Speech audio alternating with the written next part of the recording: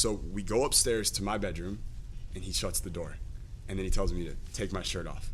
Right, and then he lights a candle, and it's like, where is this going, right? Yeah. And then he takes the mattress and he throws the mattress on the ground. By the end of it, I remember kind of coming out of like, I went somewhere. It was a deep, like, the way people describe psychedelics, like ayahuasca or DMT and stuff, is the way I describe this trip that Elliot had me go on. Just through breathing and body movements, which is insane. Welcome to the JMax Fitness Podcast, where you'll learn the latest methods for building muscle, losing fat, and getting stronger. Here's your host, rocket scientist turned fitness professional, Jason Maxwell. What's going on? I just got back from an amazing trip in New York City where I got to hang out with guys like Jason Capital, Brandon Carter, Ryan McGinn, and we had an incredible time. I sat in at Jason Capital's 6FF Mastermind, where I learned how to blow up my business so I can help more people like you to build muscle. Then on Saturday around 3 o'clock, we snuck upstairs to the 9th floor. We found an empty boardroom. And what you're about to hear in this interview is what happened. Now, if you don't know who Jason Capital is, he is the founder and chairman of Capital Research International. And for 11 years, he has served as coach and consultant to Fortune 500 executives, professional athletes, Navy SEALs, best-selling authors, and Hollywood luminaries. He has been recognized as a top 100 entrepreneur by Barack Obama. Now, this podcast episode is sponsored by my brand new book, Muscle. You can get your free copy by going to www.freemusclebook.com. Let's dig into the interview with Jason Capital. Have the new house. Now you're in New York. Yeah. So obviously we're here doing the Six Figure Freedom Mastermind this weekend in New York. And then actually tomorrow night we're taking the red eye to Italy for 10 days. Yeah. So it's kind of like kick ass here this weekend with the mastermind, and then the reward is like jet off to Italy and just enjoy the red wine and ridiculously amazing olive oil and bread that they have there. Has anyone ever told you look Italian? Yes, many people actually. A lot of people think I'm Italian. I'm not. You're not? No. I'm half Israeli, half Dutch, actually. No way. Yeah. Yeah, see, I would have never guessed that. People think I look Italian too, actually. You do. There's definitely a strong Italian. I don't know, like if someone were to ask you, like, how do you know when someone looks Italian? Like, I don't know what I would say. Tall, dark, and handsome. Well, we both got that. Yeah. Charisma. Yeah, we both got that. Although, you know what, dude, I've been to Italy before, and the men are somewhat charismatic, but the thing they all have is they are the best dressed men on the planet. Mm-hmm. I thought I took my fashion seriously, and then I went there 2 years ago, and I just felt completely inadequate compared to all the, like, even the taxi driver is wearing like this ridiculously awesome like black leather coat with the sweater under it. His shoes are like look like $800 shoes. That's the taxi driver, right? It's insane.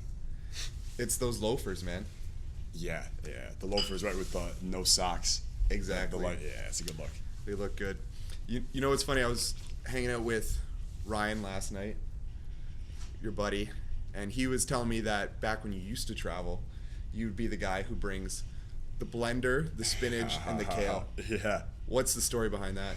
Well, so when I was my last year in college, I was 21 years old. We went on spring break to Cancun like most college kids would, right? And we just raged for 7 days, drink all day, drink all night. It was awesome. I came back healthy, right, which is a win on its own. But I also came back unbeknownst to me with a parasite called Strongyloides, which is a really, really shitty parasite that you don't want because for some people, it works very, very slowly. So for several months, it gets progressively worse, but you don't know what's causing it. It's one of those really hard to diagnose. And I just started losing weight constantly. Like I was, 180 pounds then, and within 6 months, I was like 160. And all my muscle was going away, and I was covered in like back acne and just like weird stuff was happening with me. And I just couldn't figure it out. I went to a bunch of different doctors. No one knows what it is until a doctor named Dr. Kalish, actually, who's like kind of a holistic guy who's awesome, figured it out for me. We found it. We cleared that out. But it just over the course, you spend 6 months and you're like losing weight and you're in the bathroom all the time and you don't know what's wrong with you. You just start, any food that triggers you, you're like, can't eat that anymore, can't eat that anymore. So by the end of it, 6, 12 months or whatever, all I could eat was fruits and vegetables without aggravating anything. Like I couldn't even digest any type of protein. So all the protein I intook was just BCAAs and glutamine and just it was just pure acid to actually get protein into my body. So I would travel and I knew I couldn't eat anywhere without fucking some shit fucked up. And I would bring, garbage bag full of supplements. So I'd go visit Ryan all the time in Florida. Like I'd see Joe Marion, I'd see Elliot Holson, I'd see Ryan. And I'd bring a giant garbage bag of supplements. And then Ryan would pick me up and I'd go, dude, we got to go to the grocery store. And I'd get, the spinach and the kale, and I'd buy a blender because you can't travel with the blender. That's weird, right? It's much more normal to go and buy a blender with your friend when you first land. And that was what I would eat for the time that I was there. Jeez. So you really struggled with this. Yeah, it had a pretty big impact on me because before I was always healthy, but it's like, let's drink, let's party, let's eat, whatever. And then you go through something like that and you're like, you know what? I got to really be aware and cognizant of my health and make sure I'm taking care of myself. And I just learned a ton about nutrition in the period. One of my roommates, when I moved to San Diego, I was still struggling with this when I was 22. I live in San Diego. My roommate is David Sinek. Do you know David? Yeah. Yeah. Amazing guy, right? He runs Paleo Hacks now. And he always tells a story of, one day, I no idea that there was this paleo diet thing. And I'm like, this is years ago, right? And I found this guy named Mark Sisson in Mark's Daily Apple. And I read one and I'm like, this might, when you're sick, you're just like, you hope everything is a solution for you. So I read this post and he said something about parasites and solving these, and I was like, maybe this is what I need, paleo. And I read a blog post and I read another and I read another. And that entire day I sat at my computer for 14 hours and I read every blog post that he ever put out. And I just consumed like all this information. And in a couple of weeks I was like a little bit of like a paleo expert. Like I could just I could go toe to toe with any like annoying forum poster on the internet about paleo and have like a legitimate argument with them about stuff. And that's just my mentality, man. Whenever there's like a problem in my life or there's something struggling, I don't like, a lot of people, they go and they try to pretend it doesn't exist, right? We usually run an avoidance pattern first because we're not ready to accept that, I got to deal with this thing, right? When you finally accept it, most people never accept it, right? They just pretend it doesn't exist. If they finally do, then maybe hopefully they get help from a friend, a mentor, a coach, someone. For me, I tripled down on annihilating the problem. Right, because I know, like, I'm a big believer in like Ryan Holiday and his book, like The Obstacle is the Way. Like, I just finished that book. Did you? It was amazing, right? Yeah, so good. It's killer, right? And it's such a true thing because we have this idea that this is how our life is going to work and this is how it's going to happen, and then it never happens that way. And we're like, fuck, why does this have to happen to me? This always happens to me. We don't realize those things that come into our lives, those are the way. Those are signals saying, hey, turn right, turn left. That's what you need to do. So when I get a problem, I'm hard turn right. Like for this, I'm studying everything about the nutrition. I'm hiring coaches. I'm running tests. I'm doing everything. And I gain all this nutrition knowledge and holistic knowledge and taking care of myself that now is so helpful for me today as we teach seminars constantly and I'm constantly traveling. Like, you got to take care of your body. I wouldn't know what to do if I hadn't gone through that. It was a teacher. It's these obstacles, they're always just a blessing in disguise. And I was reading Craig Ballantyne, one of our mutual friends. I was reading his newsletter that he just put out the other day. And he was saying something about if you want to accomplish something, you need to be more emotionally attached to what you want to accomplish than the actual obstacle itself. Totally. Because that obstacle just, it fucks with your brain, right? And it's insane. Well, it's like you said, blessing in disguise. What my mission is with myself is I try and make it so it's not even in disguise. The minute it comes up, I'm like, this is a blessing. How? Like, this is a blessing. How? I know it is. How? Let me think about this and figure out how this is a blessing. How can I use this positively to impact myself and the people around me? Like, fuck the disguise part. Just immediately know it's a blessing and figure out how you're gonna pivot it, how you're gonna leverage it, how you're gonna use it effectively. Kind of like your high status truth. Yeah, totally. Yeah, I mean, it to me being like totally. Robert Greene has this philosophy he calls radical realism, where it's like really colliding with reality and accepting everything the way it is, not seeing things as you wish they were or better than they are, and not seeing things as worse than they are, seeing things exactly as they are.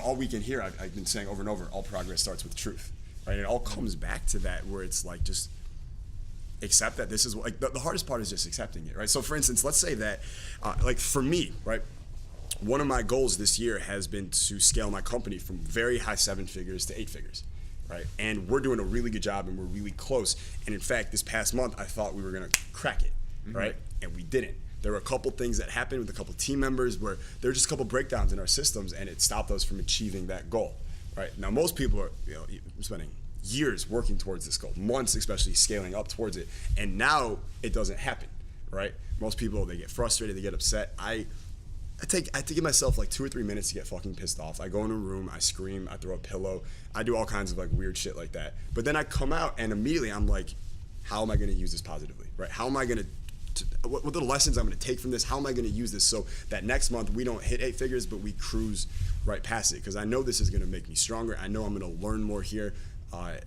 There's so many, and really it's like, when I hit 8 figures this month, it's because I wasn't supposed to.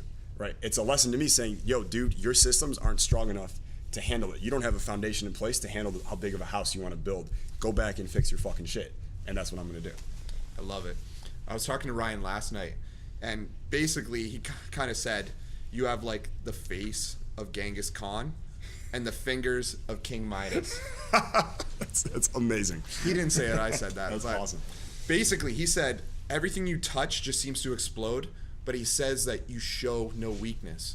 But you said you go into that room and you explode. But how do you show no weakness? Well, first of all, I didn't know that I show no weakness. It's interesting. It's always interesting to hear other people's appraisals of what they're getting from the signals you're sending out and your communications. Part of it is, I think when something goes wrong or something unexpected happens, they meet it with maybe they complain or they whine or they get frustrated or they go into victim mode or whatever. And I'm just so John Wooden, who's one of my heroes, he had this thing called 2 times 3, and it was something his dad taught him over 100 years ago. And the 2 times 3 was, don't lie, don't cheat, don't steal, never whine, never complain, never. I can't remember the last one, but that's 5. It's 5 out of 6. That's good enough, right? Yeah. But it was like it was like 83%, right? E minus. But it was like, don't lie, don't cheat, don't steal, but never whine, never complain. And it's just like, if you don't whine and you don't complain, when do you show weakness? You see what I mean? Like I have no problem telling, when I don't know the answer, I say I don't know. Right? If I don't know how to do something, I say I don't know how to do something. If one of my mastermind members asks me for help and I don't know the answer, I say, dude, I don't know what to do, but I know someone who could probably help you. Let me connect you with them. So, that's not showing weakness to me. I think that's just being honest, right, about where you're at. I think people are, like, how do you know when someone looks weak? When they break down, basically. When they break down. Or if they lose their state or they seem rattled. So someone who's weak, in your mind, what kinds of things are they saying? Maybe start swearing or maybe just like, maybe their vocal tone changes, something like that. Yeah, their vocal tone, or they lose control in some way, in a way you haven't seen them. Like maybe they go all red and they get super angry and you're like, this person's OC, right? They're out of control. Or maybe they go the other way and they get really like sad and depressed and they're like, why me? This always happens to me. I'll never do this. I'll never get it. Why is it so easy for them? They start complaining. They go whining. They go into victim mode, right? I won't do it. Until someone can show me the reward in a whine or a complain, I won't invest in it. So that's probably, that's why no one sees it, right? Yeah. So have you always been that way, or is that something that you had to like train yourself? I can probably that's a really good question. I can probably trace it back, the change. I was 13 years old, and 8th grade, try out for the basketball team. All my friends try out. We're all making plans for, it's gonna be a great season together. Coach puts the roster in the locker room, and you always run to it and you run your hand down the list to see if your name's on the list. And all my friends, I look at the bottom, still not me. I didn't make the team. They all did. I remember running. So the teacher, his name was Mr. Keikos. He was the coach also. And I'm like, fuck Mr. Keikos. Like I get angry, right? And then I run home to my house and I close the door in my bedroom and I just cry into a pillow. Because I'm like, what the fuck am I gonna do all year? All my friends are on the basketball team and I'm the odd one out now, right? And at that moment, I made this decision that I'm gonna play college basketball. Like I'm gonna show them. This was like my mission. I'm gonna get recruited and I'm gonna play college basketball, which probably if you're 13, you're 5'1", you can only jump like 6 inches and you're slow. College basketball is probably not in your cards, right? But that was my decision, and I spent the next 4 years of my life just obsessed with basketball and getting as good as I possibly could, and ended up playing Division II college basketball, right? And that was like a lesson to me that if you really decide you're going to do something and you cut off the possibility of anything else and you commit full into it, like you can actually make it happen. And I did. And that's probably where it started, right? Because instead of me going to, like, all your friends make the team, you don't. A lot of kids would go talk to their friends about it, right? And they'd want their friends to tell them how it's messed up and don't worry about it. And I didn't want to see anyone, right? I go in my room, I close the door, I'll take care of my shit, and when I come back out, I got a new mission. I'm ready to fucking rock. Mm-hmm. Yeah, I like that. So that kind of launched your first career. Totally. Yeah. So did that make you a millionaire? The basketball business? Yeah. No, not at all. It was a 6-figure online business. It did really good. I was 20 years old. I was at Michigan State. I wasn't going to school. I'd already dropped out of school. But I lived on campus just for the party scene, which was excellent. And I was making 15, 20 grand a month for my laptop, just in my little dorm room, right? Which was amazing. Then I moved to San Diego with the basketball business, and I was young. I didn't understand business. I understood one thing, which was how to launch an ebook. That was my one high income skill, right? I knew how to launch an ebook. I knew how to motivate affiliates and get them to promote something. So I might do 3-4 launches a year. Money comes in. A lot of customers go on recurring billing. I didn't know how else to make money, how to grow a business. I had my little cousin Austin did my customer support. He was my only employee, right? Like I didn't have a business. I knew I had one skill. I had a hustle. I knew how to make money. And if you don't have real foundational business skills, you're not going to succeed in business for any length amount of time. That's like lasting. So after a couple of years, that business eroded. I went broke. I couldn't pay my rent in San Diego. Got kicked out of my penthouse there. And I'm 23, and I moved back to my parents' basement. And that was where again, it's funny. I go alone somewhere, and I make a new decision, and I come back out, and that's where my dating business started from there. Okay, so what happened that made your basketball business just like collapse? Totally. Marijuana. Yeah? Yeah, smoking ridiculous, absurd amounts of marijuana in San Diego. So I'm living in San Diego, and recently marijuana had just become legalized in California. Like, it had just happened. This was like 2011 or something like that. Mm-hmm. And my roommate there, who I mentioned before, he liked it, and he was like, dude, you should get a card. So I got a card, tried it. First time. I'm 22 at this point, and I'm like, this is cool. Like, I liked it. And you're 22, you're making 20 grand a month, you got a new penthouse in San Diego. Like, what are you gonna do? You're not like, let me just lock myself up here and just get to work like 15 hours a day. I'm like, I wanna mingle, right? I wanna party, I wanna go have some fun. And like most things in my life, I become obsessed. I took it too far. And I was Mr. Wake and Bake. I smoked all day, I smoked all night. And I didn't work. Like, literally, I just stopped working. I stopped emailing, I stopped creating programs, I stopped helping my customers. I just progressively just partied and did that. And that's what happened. And part of it is when you're so into that lifestyle, you don't want to check the numbers because they're not good. You don't want to look like, sometimes we as marketers, when we know a promotion's not going well, we just avoid even checking the numbers because it just pisses us off, right? Yeah. You know what I'm talking about? So I did that for like 6 months straight where I didn't want to check the numbers. So you're not looking at the numbers, you're trying to pretend like it doesn't exist. Of course the thing's gonna fall apart, and that's what happened.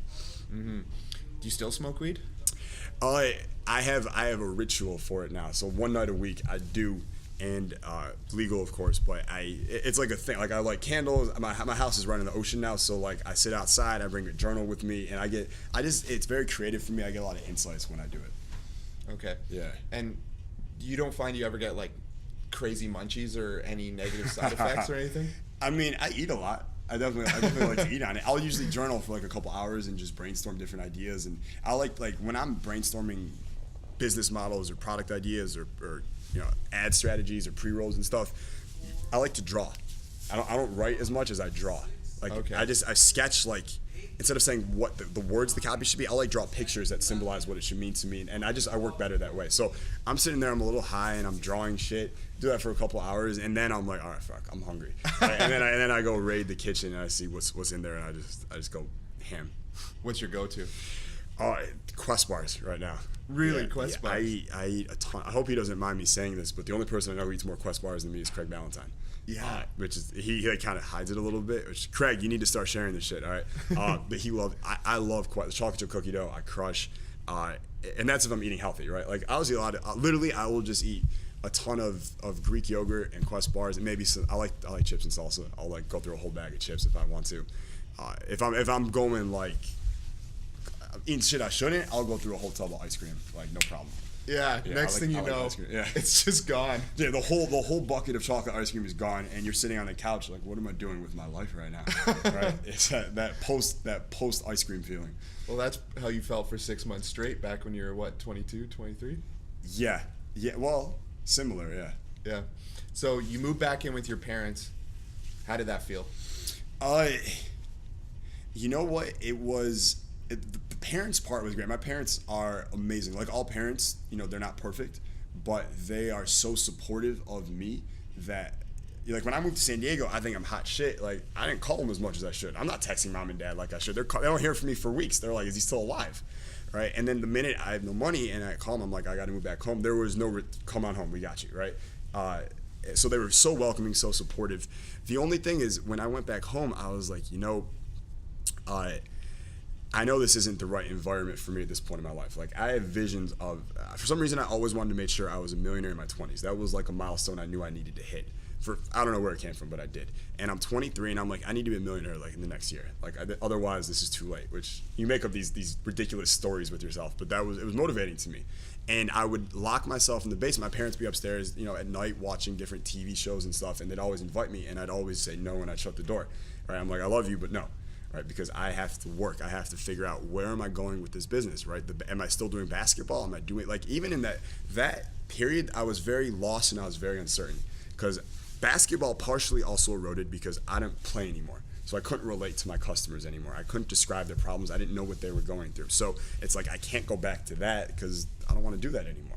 I had another idea. I was like, what if our very good mutual friend, John Romanello, what if Roman trains me as like a pet project and he puts like 20 something pounds of muscle on me in like 12 weeks and then we turn that into a course and I go into muscle building. That was a thought that I had.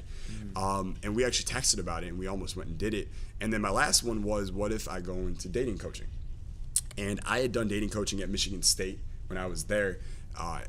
Basically what happened was a lot of the fraternities there, each frat, did you go to college? Yeah, university. Okay, were you in a frat?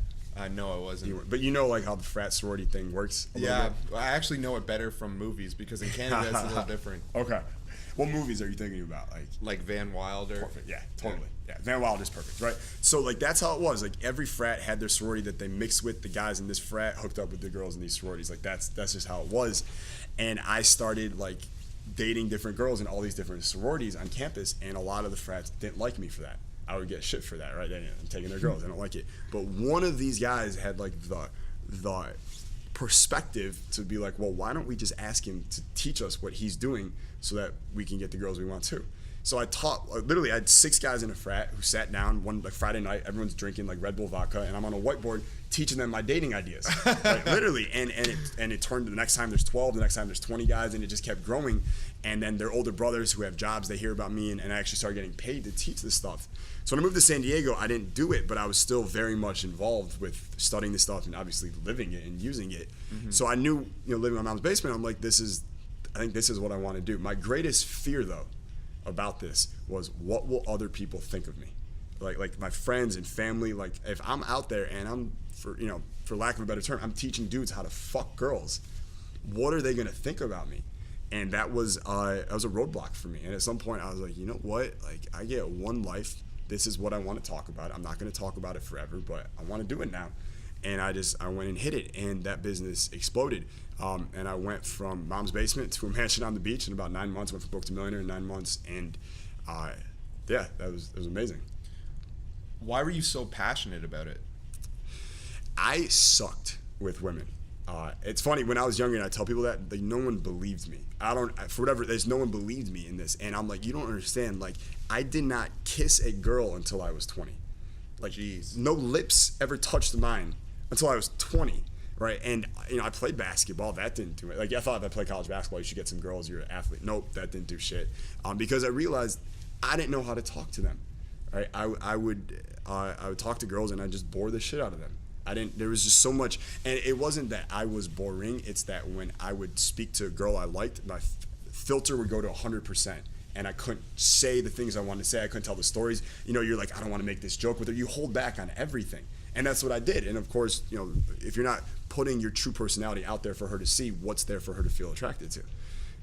And so I went. So when I played college basketball at a bunch of different schools, but the last one was called Eckerd College in St. Pete, Florida, which is where I met Ryan and Elliot.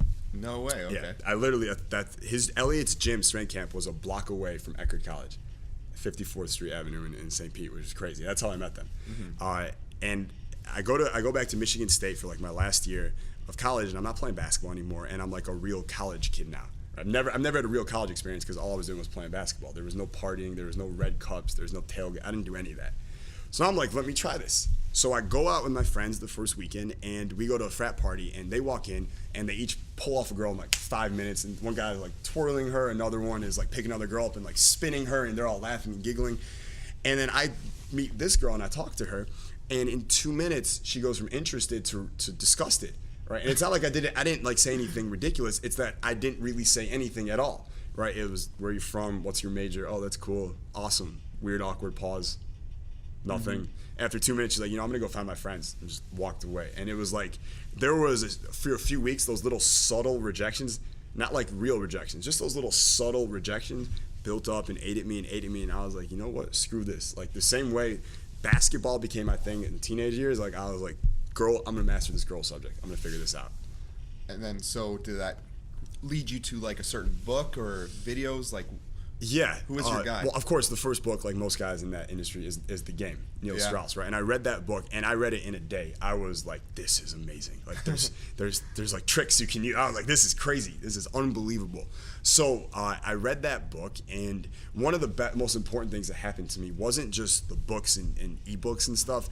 It was that I started to surround myself with guys who were already good with women, and just observing them and watching them. Like, I'd go to bars, and one of my buddies was really good at, he was like, I had guys who were really good at pulling girls home, or like one night stands, and then other guys who were really good at just bantering, like really good at just like bantering with girls, which is an important skill when it comes to dating women. And I would just stand behind him and just listen for like 20 minutes. I'd listen to everything he say, and I'm like making notes in my phone. I had a BlackBerry back then. Like literally, I'd just make notes, and then I'd go and study it, and then I'd go try and repeat what I saw my friends do, and it worked. Right, and that worked a little bit, and then I would go, because my online business is actually working. I go to online marketing conferences, and at a lot of these conferences, all the dating guys are there, right? These little dating gurus you see on online, like they're at the conferences learning marketing too. And one of them I met named Adam Gilad, and Adam became like my first dating mentor. And Adam is in his 50s. He was married for 15 years. He got divorced when he was 38. And he had 2 kids, and completely alone, and he figured the dating thing out for himself. And he's an unbelievable man, unbelievable coach. And I got so many lessons from him, just hanging out with him, going out. We had so many nights just going out and talking to girls and having an amazing time, that it just, through osmosis and through a coach, you learn so much faster. Okay. So that was the business that made you millionaire. Yeah. And then why did you switch over to the high status stuff? Was it just like that natural progression? Yeah, well, so the business, it goes to 7 figures the first year, and that's profit. The entire time of my dating business, I never spent a single cent on ads. Like, it was pure referral, word of mouth, which was amazing. We had over 10,000 success stories collected in the 5 years that I did it, which is insane. So I'm really proud of the impact that we had. And I hit a point when I was 20. So when I was 27, 2 years ago, I went to a seminar in Scotland with Dan Pena. Are you familiar with Dan Pena? Yeah, I'm gonna ask you about him in a bit. Okay, so maybe we'll be there now. But Dan, I go to the seminar, and so Dan, for those that don't know, he's worth $500 million. He has a castle in Scotland that is like 40,000 square feet. When he bought it, it didn't have a golf course, so he built an 18-hole, 7,500-yard golf course in his backyard. That's who he is. And he puts these seminars on at his place for entrepreneurs. And it's $22,000 for 7 days, and you got to fly to freaking Scotland, and you live in the castle. You get the full, he locks you in there, right? Mm-hmm. And I went to this thing, and if those haven't seen him, he yells, he screams, he is like completely aggressive and in your face because he wants to push you. Mm-hmm. Why would I subject myself to that, right? The only reason I did it is because I hit a point where the dating stuff just wasn't fulfilling me anymore. It didn't fill me up anymore. And I'm like, what am I going to do, right? Because all this money is coming in from this. I'm making hundreds of thousands of dollars every month from this business, yet I'm still not happy. I'm not excited the way I was when I started the business.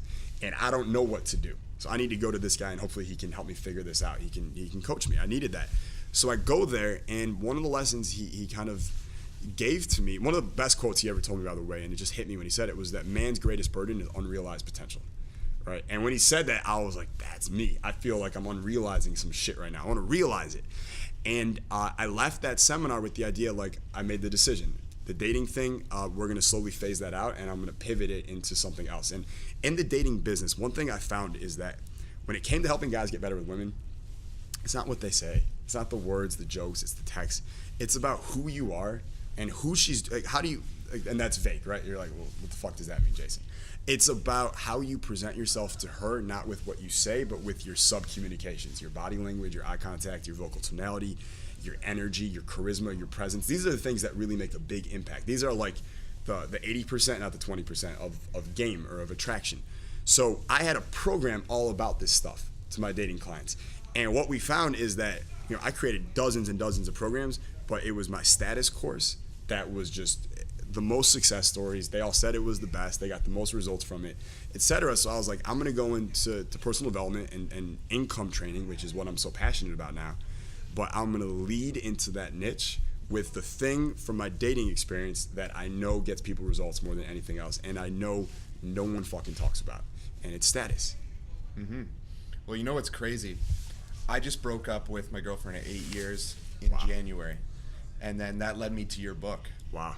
And that was my book of 2018, and I know it's going to be my book of 2018. Fucking awesome, man. Yeah, and it's completely changed everything, even the way I network. Like, if I go to a business event, like, I'm just like, I feel like I'm cool now, and people want to come and talk to me. Yeah. It's like completely different. And like, even if you go into a bar and you just hang out by the bar and you're just hanging out with your friends having a good time, girls approach you instead of you having to go out and talk to all the girls. Yeah. It's crazy. It works with everything. I'm just so glad you said that. I'm stoked that it's worked for you and you've been, because I know breakups can be tough no matter what a guy says. Like, breakups are hard.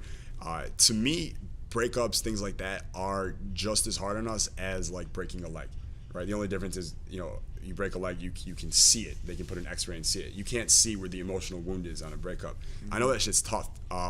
So if it helped you get through it and now you're rocking it, dude, and loving it, that's amazing. You just made my day. Yeah, it was really, really cool. And that's what kind of attracted me to you. What attracted you to Dan Pena?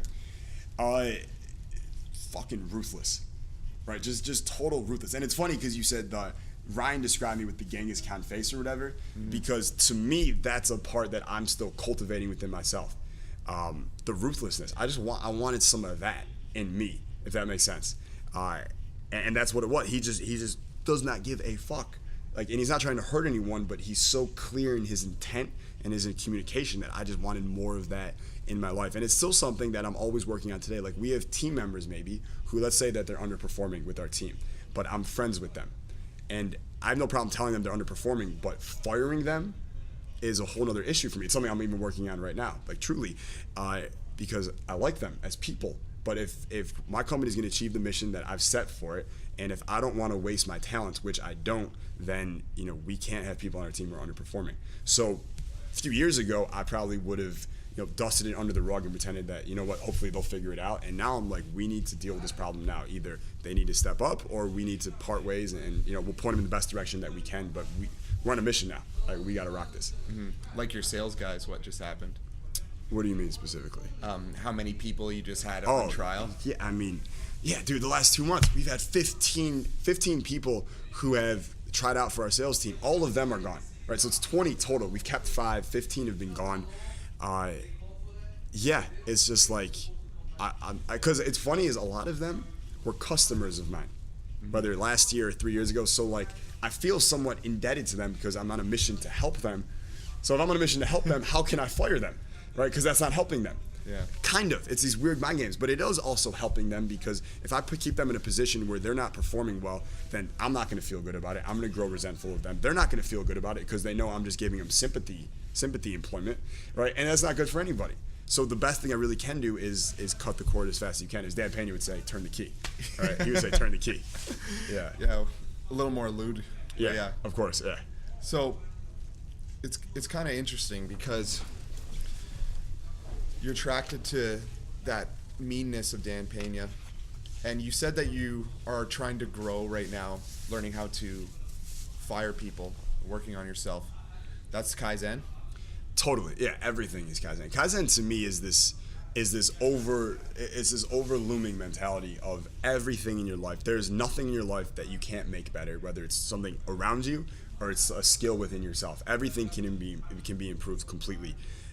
So everything I look at, and really firing, maybe the Kaizen portion of it might just be reframing what it really means. Am I really firing this person, or am I empowering them to find a better career for themselves? Mm-hmm. Right? There's just different ways of looking at it, right? So, but Kaizen, I apply to everything in general, but I also have a very systematic approach to Kaizen, which is every morning as part of my morning ritual. The third and final thing I do in that ritual is I study for 30 minutes before I even start anything else. And I'm studying what is the specific skill that I need either for myself in my personal life or in my business. And I study that skill, whether it's watching a video, reading a book.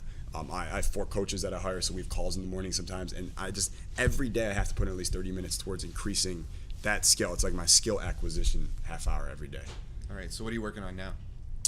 Right now, it's actually the last couple of months has been content, right? And not the content, but the packaging of the content. Figuring out how can I teach what I know in a way where someone can be brand new and still get it really, really quickly. And you've seen this mastermind this weekend, a lot of the frameworks that we've been using, right? Different tools like maybe 4 forces or the sages and the cheese and the mousetrap, like all the different stuff we're talking about. Those are all things I've spent a lot of time figuring out or finding from coaches. Like one coach has been helping me a ton is Taki Moore.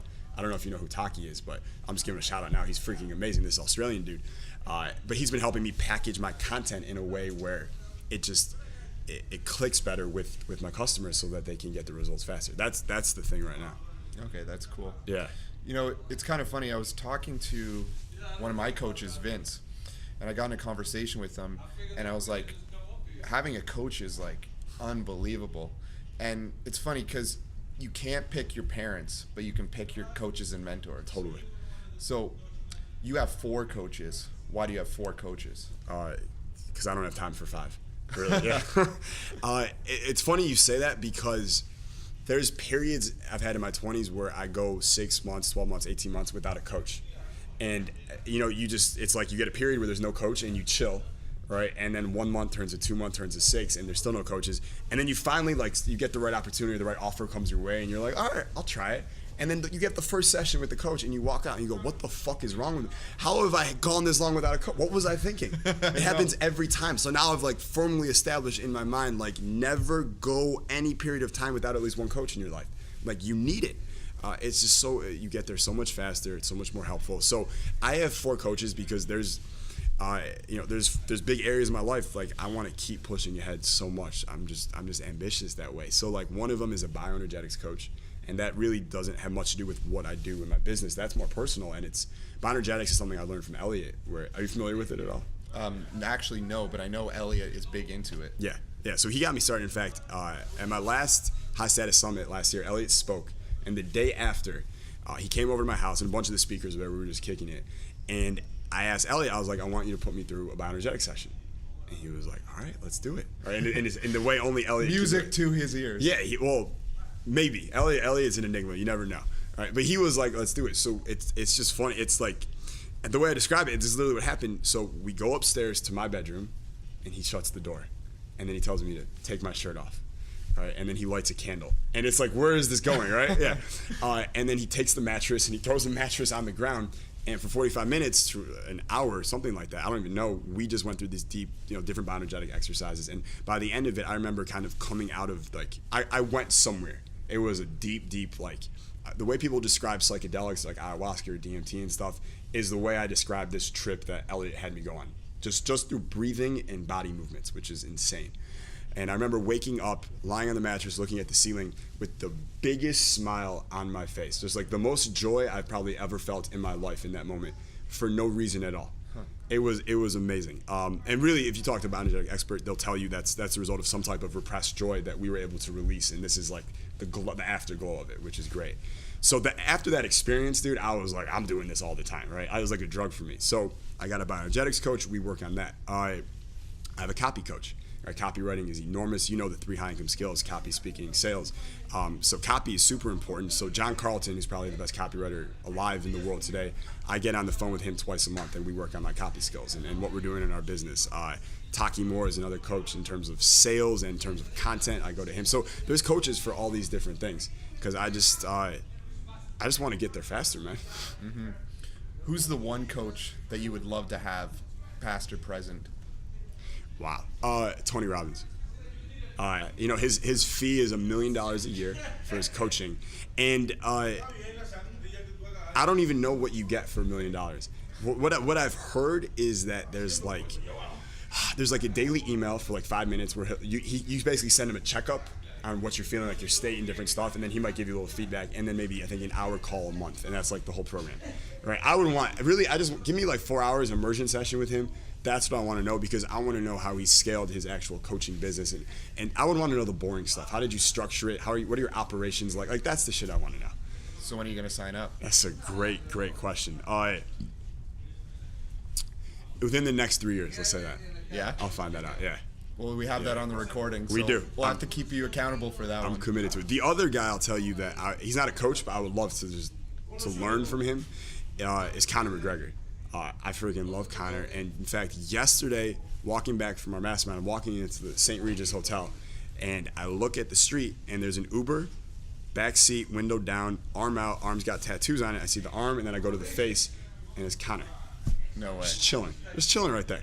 And I looked at him, and I'm pretty good with like state control, so I was just kind of chill. But I looked at him, and I was just like, yo. And he just pointed right back at me, gave me a head nod, and then I just walked in the hotel. It was just hilarious, right? And I told my girlfriend, and she Googled his name, and she saw that he had just come back from his court case in New York. Like he was literally driving back from court, right? And I told her when I pointed, I lifted my finger up a little bit, so I hope my finger point uplifted his spirits was my intention. Hopefully that worked. But I saw him. It's like it was just weird. But man, I would love to learn from Conor McGregor. I think that guy's just an animal. Well, one day you probably will. Yeah, that would be cool. So you said you had that state control. Describe that. Describe state control. Sure. It is really, I take it deeper. I call it default setting, right? And what is default setting? It's the state you wake up to and the state you go to sleep to. It's the state that you will be in if you don't do anything to try and amp yourself up, or if nothing bad happens that would bring you down. It's like your natural kind of setting. And default setting to me is trained by, it's the state you're in most often becomes your default setting, right? So I'm really big on always maintaining a certain level of state. I want to be positive, resourceful, aggressive, but leading with value. Like that's kind of how I want to be. That's like my go-to default state. So if I'm there, great. If I'm not, I will instantly do something to charge myself up or put myself back up into the state I need to be, knowing that if I just do it enough and that becomes my default setting, then I'm just gonna, I'm always gonna be there. So if I'm always there, what happens is because if I'm getting these little pulses with my state all day long, then I'm the one influencing how I feel, not the world. Does that make sense? Yeah. Right? I'm the one influencing how I feel, not the world. So when anything happens outside of you, that shit doesn't affect you because you're always the one influencing yourself, not them. It becomes a pattern. Yeah, so state control is really important. You had this 7-step process to get into state for guys who just aren't used to doing it.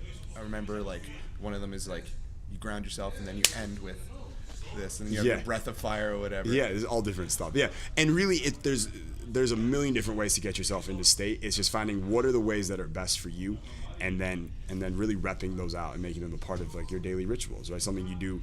I have guys in our mastermind who I have them do some type of move that puts them in the state every hour. So there's a reminder on their phone that goes off every hour, and when it goes off, no matter what they're doing or who they're with, they got to get up and they got to do the thing for a minute, and then they come back and do whatever they would do. Because again, the state you're in most often becomes your default setting. Mm-hmm. So what's your state control? What's your movement? I bark. You bark. I bark. In fact, I tell guys, bark every day. That's one of our rules. Just bark every day. It's such a primal thing. It's kind of bioenergetics a little bit, but you can't bark for 10 or 20 seconds and without feeling amazing afterwards, especially if you're a guy. I have not tested this theory out on girls. I'm just gonna say that. I don't know what will happen hormonally. I have no idea. But I know for guys, it is just an incredible, you hear it in our mastermind. Guys will just bark randomly throughout the event. We're teaching shit, and then you just hear a couple, right? And then it's just where'd that come from? We bark every day. So barking is mine 100%. The other thing guys can do is take a phone and like stand it on something. If you have a tripod, great. If not, just set it on something and record yourself selfie style. So take a few steps back and then say your name. So like, I am Jason Capital, but say it with as much certainty and passion and conviction as you can, and use your whole body to say this statement, to say your name. And do it for like 30 seconds. Just keep going louder and louder and louder. I am Jason Capital. I am Jason Capital. And then go back and watch the video, but watch it with no volume.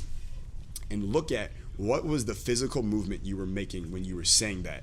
And that is your power move. Shit. That is your status move. That is the thing. That's like your key that picks the lock on the state you want to be in all the time. Okay. So you said certainty. How important is certainty? I am certain that it is certainly important. It's enormously important. People, always want to know, how can I sell more shit? How can I sell more expensive stuff? How can I get a bigger audience? No one wants to follow someone who is uncertain, right? People want commandments, not suggestions, right? And that means certainty. Like, can you imagine if Moses comes down from the hill and he's like, hey guys, I got 10 suggestions for us. Let's try them out. Like, no one gives a shit. Right, he came down, he's like, I got 10 commandments. These are rigid rules we are going to live by. And clearly people buy into it, people follow it. Right? People want they want commandments, not suggestions. So certainty is so important with the rules you have for your life, but just in the way that you communicate, right? If you ask a girl out, but there's like uncertainty, like you're not expecting her to say yes, you're gonna create the result you don't want. Right? And that's your fault. You made that happen because you were uncertain. But if you say it with total certainty, just like a total like relaxed expectancy, like of course she's gonna say yes, like let's go, right? Then all of a sudden she's not hearing what you say, she's reading your body language and the certainty and the energy behind it, and she's like, part of a huge thing with success is just the law of expectation. Like if she reads that you expect her to say yes, the chances of her saying yes, they go up exponentially. And it's the same thing in sales, copy, speaking, business, everything. Or even just getting your friends to go to the restaurant you want to eat at. 100%. Yeah. A lot of times, like, that's the thing, right? Like friends standing on the streets having a long 10-minute discussion about where we should all go eat, right? And if you just step in with certainty and you're like, listen, guys, this is the best place, we're going. And then you don't just say it with certainty, but you lead with certainty. You say it and then you turn around and you just start walking ahead and you don't even look back. Mm-hmm. Like you just expect them to follow. Chances are they're going to. Yeah. It reminds me of that one part in your book. You're talking about the study where the guy goes across the street when it's blinking red. Yes. And if people follow or not. Yes. And you know what's funny? I've been doing that or experimenting with that. Like I just noticed it in the street, like walking down the street in Toronto. Like you go to cross, and then I'm like, okay, I think I see a car, and then I'm like, okay, no, and I'll go, and then no one follows, or if I just like go very certain in motion, go, and then everyone follows, and I'm like, shit, they're gonna get hit by the car. Yeah, your certainty is gonna kill them now. Yeah, but it's amazing, isn't it? Mm-hmm. Like it's all, and you didn't say anything, you didn't do anything, you just acted with certainty. And unconsciously, people follow that. Mm-hmm. You think that's why you were able to build this huge following of all these guys? Like, because being in the room with you, like, these guys, like, they all look up to you. They do what you say. It's like, it's fantastic. Yeah, I mean, it's a huge part of it. There's no question. Another part of it is when you're working with someone and they tell you to do something and you try it and it works, what are you going to do? Right? Yeah, you're gonna listen. You're gonna come back. You're gonna be like, all right, tell me what to do next, right? So that's also a huge part of it, and also a part of it which I think goes ignored a little bit is the qualifying process, right? Part of the reason everyone in there is so fast to implement and they're getting results is because we purposely don't accept people into the group who aren't gonna be that way, right? Like 25% of people who apply for a mastermind don't get in. So I'm already pre-qualifying it. So in the group, I'm basically setting up for myself to win. So I'm only putting people in the room that I know already have the right mentality to win. They just need the tools, the plan, and the help to get there. Awesome. I love it. Yeah. So that's a good note to end on. Where can people find you? Two places. So the book you've been talking about, obviously, if they want to get a copy, you go to highstatus.com, and it's the audiobook is actually completely free. So they can go get that there, and they pay a small hosting fee. I just always put that in there. It's $4.95, right? But the book is free. And then if they want to follow me, I'm very active on Instagram, like you are, and it's just at Jason Capital. Perfect, dude. Thanks so much. Of course, man. This was fantastic. Yeah, this was fun. Thanks for tuning in to the JMax Fitness Podcast, your source for the latest methods of building muscle, losing fat, and getting stronger. Don't forget to subscribe and give us a 5-star rating on iTunes. If you need the show notes or want to check out the latest blog post, visit us at jmaxfitness.com.